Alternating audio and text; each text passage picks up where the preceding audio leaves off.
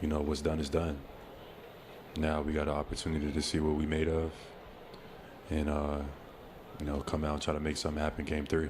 I think we do for a lot of makes. I think that we, had a lot of great shots tonight that once again didn't go in. We just gotta, relax, take a deep breath, come out, play Celtic basketball.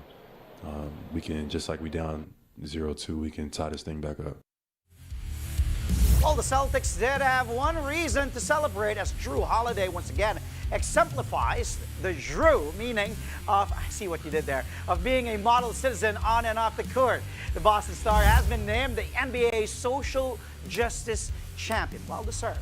Holiday will receive the Kareem Abdul-Jabbar Trophy for pursuing social justice and advancing Abdul-Jabbar's life mission to engage and empower equality for disadvantaged individuals. The league will also donate $100,000, or that's more or less more than 5.5 million pesos to the Jrue and Lauren Holiday Social Impact Fund. Since its inception, the JLH Fund has distributed over $5 million in grants and delivered more than 400 hours of coaching and support to 200 businesses across the U.S. The fund was established after Holiday pledged the remainder of his 2020 NBA salary amounting to $5 million USD to combat systemic racism and economic justice. Other finalists for the award included Miami's Bam Adebayo, San Antonio's Harrison Barnes, and Toronto's Chris Boucher.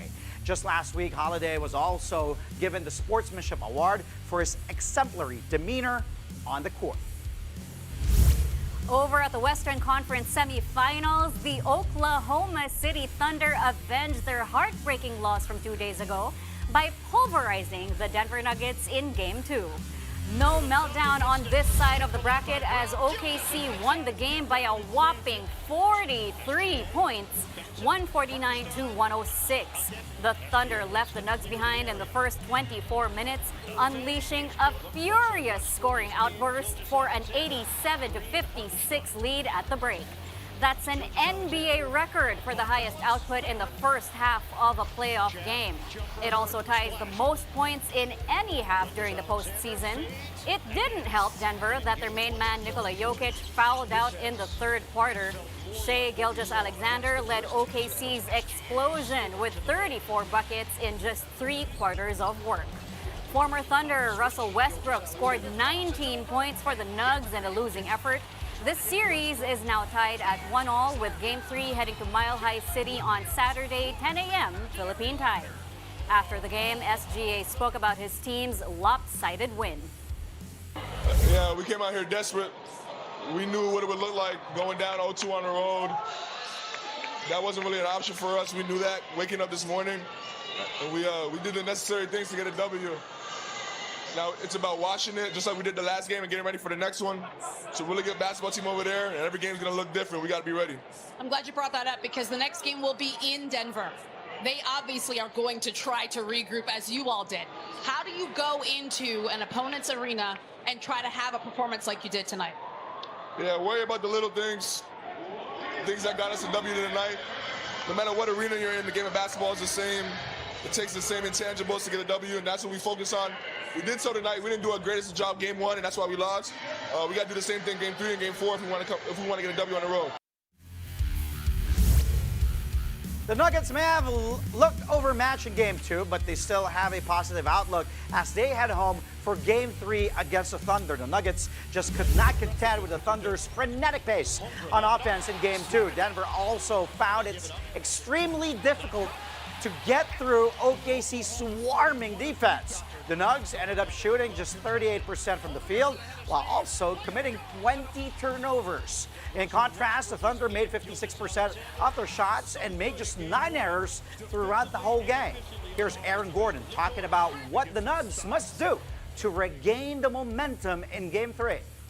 We got to come out with a better mindset, set the tone. Understand that's what they're looking to do is, kind of like impose their will. So can't allow them to do that.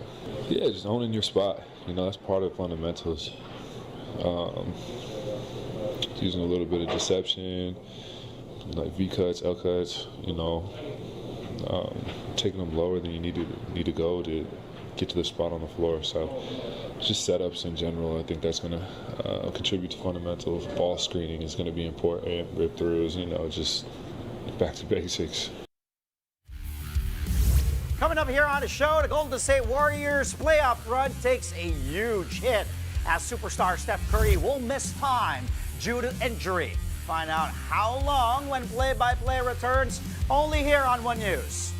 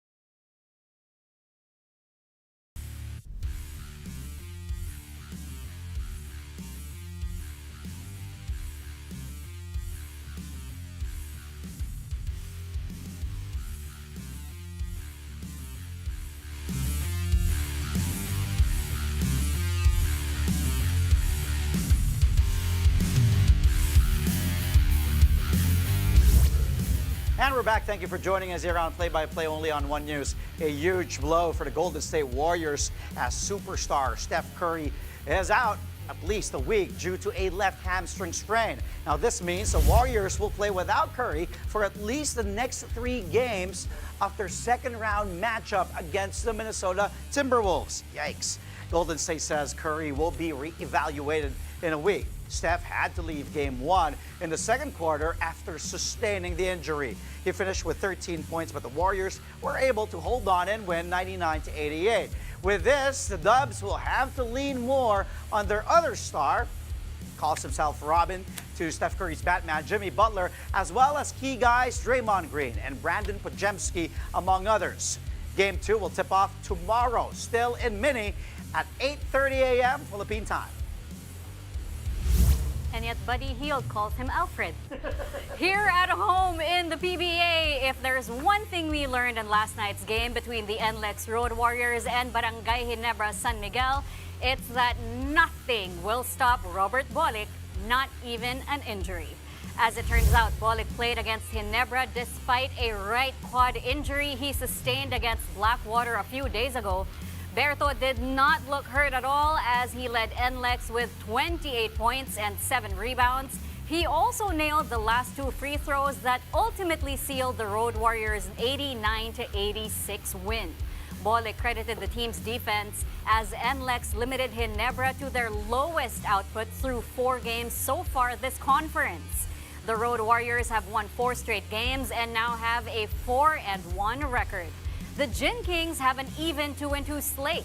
Here's Bolic talking about the win and NLEX head coach John Wichico giving Berto his flowers playing hurt. Credit kay coach. Ang ganda ng game plan namin. 86 points sa team na yun. I think Ang ganda ng depensa namin. Yung fourth quarter lang, pumutok lang talaga si Stephen Holt. Pero credit sa team namin, ang liliit namin, Bayo, kami lahat, tutulungan kami sa rebound. Yun ang nakaka-proud sa team talaga eh. So, sa game naman ito, kahit ano nangyari, gamot-gamot lang, laban na. Yun lang. That's why Arkok siya. si Berto is such a competitor. Kasi yun nga, Black. Hindi ko alam na nung isang araw, nag-picture siya sa akin, ganun yung sabi ko, hindi ko alam na ganun kagrabe yung injury niya. But he played through it. So he's really a competitor. More PBA action coming your way tomorrow at 5 p.m. The Kefir Alas will take on the TNT Tropang 5G. TNT is eyeing its second straight win in a bid to forget the rough 0-3 start. Meanwhile, Kefir is trying to end its own 4-game losing skid. Then at 7:30 in the evening, the defending All-Filipino champions, the Meralco Bolts, will face the Northport Batang Pier. Meralco and Northport are both coming off 3 straight losses. Both games will take place at the Phil Sports Arena in Pasig City. But, of course, you can also catch them live on PBA Rush, on RPTV, and stream on the Pilipinas Live app. In other news, UAAP Juniors basketball standout Kefir Alas is set to begin a new chapter abroad. The 18-year-old second-generation Cager has officially bid farewell to De La Salle Zobel just 3 days before flying to Australia to start his journey toward a future in NCAA Division I basketball. In a heartfelt social media post, Alas thanked the Lasallian community. He wrote, "Words can't express my gratitude. Thank you for loving me, not because of, but in spite of everything that has happened. As I enter my senior year, I couldn't be more grateful to Zobel for their guidance and support. Such an honor to represent the green and white." Alas spent his formative years at Zobel. He rose through the ranks from grade school to becoming the cornerstone of the junior archers program. Alas will first train with the NBL 1 West team Warwick Senators in Perth, Australia under coach Andrew Cooper. He will then fly to Utah in the U.S. to enroll at Layton Christian Academy for his grade 12 year. Coming up, a superstar partner for Alex Ayala. Find out who will team up with a Filipina tennis sensation when she competes in the doubles tournament of the 2025 Italian Open. Play-by-play, we'll be right back.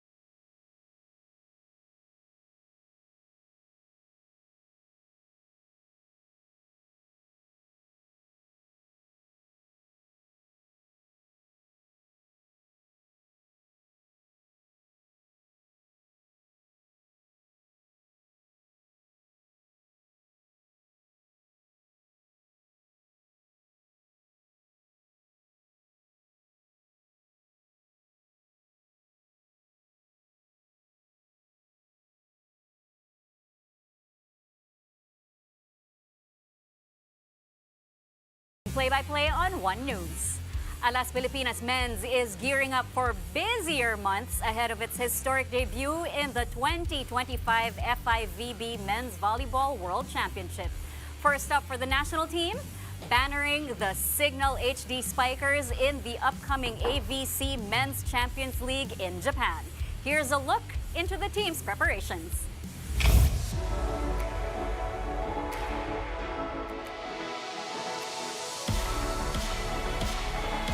This is just a selection of the clubs, and it's just start for the national team. For us, it's very important to go there. I know that we are going to play this Asian Champions League against the team that they are very much better than we are, honestly, now. But we have to take is like experience to know what really and to play against what is real international level. And I think that that level will be good enough for our starting. Actually, ito yung first time ko maglalaro sa ABC Club. Kakalabanin namin top team sa Japan, which is yung Osaka Blue Tayon. And isa naman po is champion team sa China. Talagang pinupush kami ni Coach Angelo and ni Coach Alejandro and lahat mga coaching staff, pinupush nila kami na i-execute namin yung skills namin, pero hindi like individual, like as a team. I think it just creates exposure for all of us. We have not seen this level of talent since we've, I guess, been a national team. We've always played like Indonesia, Thailand. We've never played like top teams from China, top teams from Japan. So just to be able to play these high-level teams is great exposure for us, and it just sets the bar high for us as a team to strive to be where they are. Honestly, as a first-timer, during my first day in our training, first time ko makaramdam ng kaba. Good experience sa akin, siguro yung mga past league sa akin na pwede ko rin siguro magamit sa may mga natutunan ko before and ma-improve ko pa sa tulong ni Coach Angelino na pwede ko magamit sa mga tournament namin ngayon sa ibang bansa. Di ba nung last time, kami yung magkakalaban ng championship sa Last Strikers Turf. Noong una, medyo nagkakaanuhan pa kasi medyo asaran. Pero iba na to, ibang level na to. Ibang team, kumbaga ibang bagong team na ulit to para sa Pilipinas. Pilipinas na yung dala mo rito eh. Kailangan mo ibigay yung sama-sama yung talent para makapag-perform yung buong team sa darating na liga. Ito yung parang first step namin para at least ma-feel namin kung ano ba yung aura ng maglaro ng ganong kalalakas na team na yung mga kalaban namin. Kasi kung ano man yung team na mga kalaban namin, mas malakas pa dun yung mga kalaban namin sa world. So magandang opportunity to para syempre matest din yung skills namin, ano ba bang pwede namin na-improve, and syempre yung team namin, kung ano bang kaya namin magawa.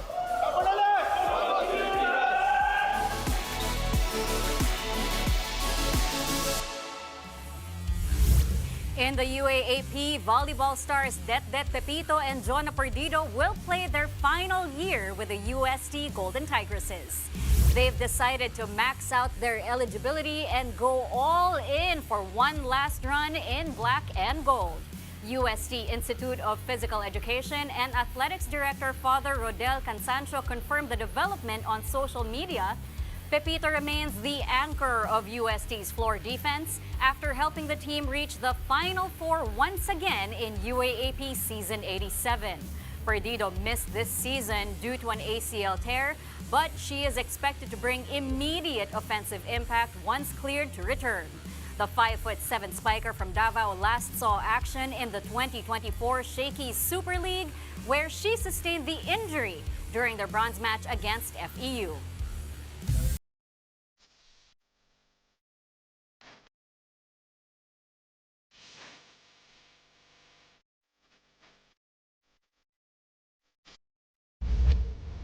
Okay, Hoops fans, got a treat again for you. All basketball highlights, but this time we got one from the PBA and the rest from the NBA playoffs. Let's start things off. Of course, local league, love our own, here the PBA. Nokum gets it from Santi Santillan, tries to weave through the defense, dribbles, lays it in, nope, but guess who's there? Good to have him back if you're ROS. Keith Datu sat out some games due to some injuries, but he's back. The big man says, this is all mine. Datu dominant in his return from injury, notching a team-high 27 points, along with 8 boards and 2 blocks. ROS beats Blackwater here in this matchup, 120-106. Now let's go to the NBA. Thunder Nuggets. Game 2, Westbrook. The lob to DeAndre Jordan, and the two vets connecting there to Brody, to DJ. Shades of his time back in LA, Lob City. Good slam there and good pass from the former MVP, Russ, finding DJ there in that alley-oop. That's one of Westbrook's just 5 assists, and that's the only basket, though, in a game for Jordan. He played just over 2 minutes in this one. Okay, more on this game, but this time from OKC side. Let's get from the winning side. Shea zigzagging out to Ludor, fires, nope. Ooh, look at Wiggins, skying high, eluding Nikola Jokic there, flying up in the air and throwing it down to clean up the glass. The Nuggets really paid a lot here as they get smacked in the face in Game 2 after taking Game 1 barely, thanks to that Aaron Gordon game winner. 149-106 is the score. Again, 149-106. Do the math. 43? Yeah, 43.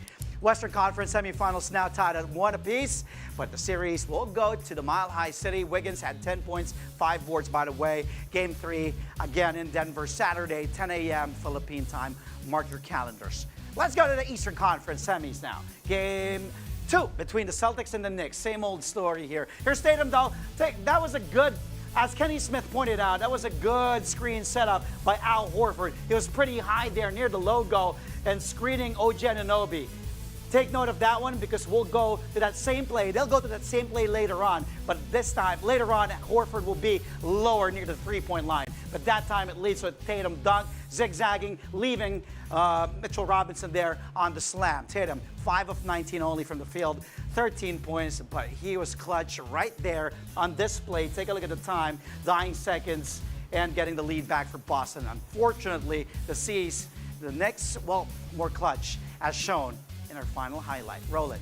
Same game, different play. As I said, see, look at that screen. Earlier it was a higher screen that gave Tatum momentum. That time around, no space to operate for JT. That led to this stop right there by OG, and that man right there again, Mikal Bridges, coming up clutch once again, deflecting the ball, stealing it. Remember Game 1? He stole it from Jaylen Brown, taking a candy from a baby, and Mikal Bridges and the Knicks again come back from 20 down, steal it, 91-90 final score. Mikal, 14 points, 7 rebounds, 5 assists, 3 steals. Knicks up 2-0 now against the defending champs. Game 3 heads to the Big Apple in NYC. It will be loud there Sunday, 3:30 in the morning, Philippine time. Check.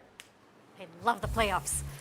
And before we go, Alex Ayala is set to make her WTA 1000 doubles debut, and she's doing it alongside one of the biggest names in the game. The 19-year-old Filipina tennis star will team up with world number 3 Coco Gauff at the 2025 Italian Open in Rome. This is the first time the two will play together in a professional doubles event. Gauff, a 2-time finalist in Rome, is still hunting for her first doubles title from the tournament. She's coming off a major breakthrough in 2024 after winning her first Grand Slam women's doubles crown at the French Open. Ayala brings her own championship experience, having won 2 junior Grand Slam doubles titles at the Australian Open and French Open. The duo will begin their campaign in the round of 32 against Alexandra Panova and Fanny Stoller. This comes after Ayala's early exit in the singles draw, where she fell to Ukraine's Marta Kaschuk in the first round, 6-love, 6-1. Whew, happy for young Alex Ayala teaming up with, a star player like Coco Gauff. That will be interesting. Yep, and I love how she's in our stories almost every night. Siyempre, making us really proud, Laban Pilipinas. And I know this is off topic, but with regards to the conclave, of course, Laban Pilipinas din tayo doon. Because I'm also hoping it's Cardinal Tagle. Pang white smoke na, di ba, Odi? Baka di na kayo mapuyat. That's all from us tonight. Catch us again tomorrow, 8:30 p.m. for a play-by-play of today's top sports stories. Play-by-play is on One News, that's Signal TV, Channel 8 on SD, and Channel 250 on HD. We are also also available on Signal Play and Pilipinas Live. Let's go, Cardinal Tagle. I'm Andre Felix. And I'm Jessica Liton-Calao. Thank you for watching. Good night.